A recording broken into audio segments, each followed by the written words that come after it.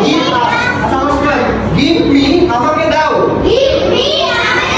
Give us আমাদেরকে দাও,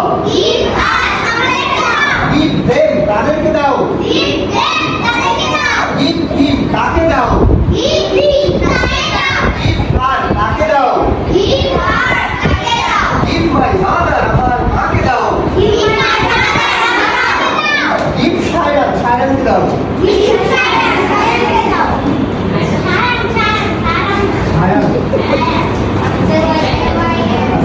give সায়রান সায়রানকে দাও, গিভ আলিজা আলিজাকে দাও,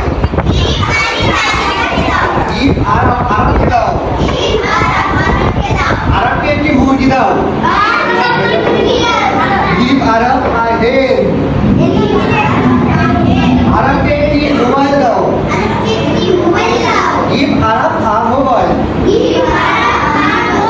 এখন যদি তাদেরকে দাও কি বলবো? Give them. তাদেরকে দাও কি হবে? তাদেরকে একটি ফ্যান দাও, গিভ দেম আ। আর যদি বলি তাদেরকে যেতে দাও, যেতে গো,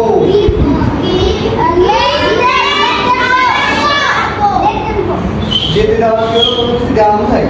কারণ হলো লেট, লেট আর জিভের পার্থক্য হলো কি? যেটা হলো আপনার অনুমতি অর্থে লেট দেওয়া হয়, যেতে দেওয়া এটা অনুমতি দাও। আমি তাকে যেতে না দিই তাহলে কিছু চাইতে পারবে?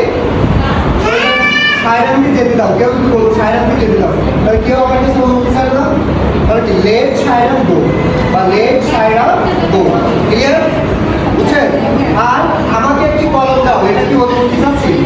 এটা তো আমি চাচ্ছি, আমাকে একটি কলম দাও, ইন্ডিয়াতে। তখন বলবো কি? তখন কি বলবো? এটা কি মাথায় ঢুকছে সবার?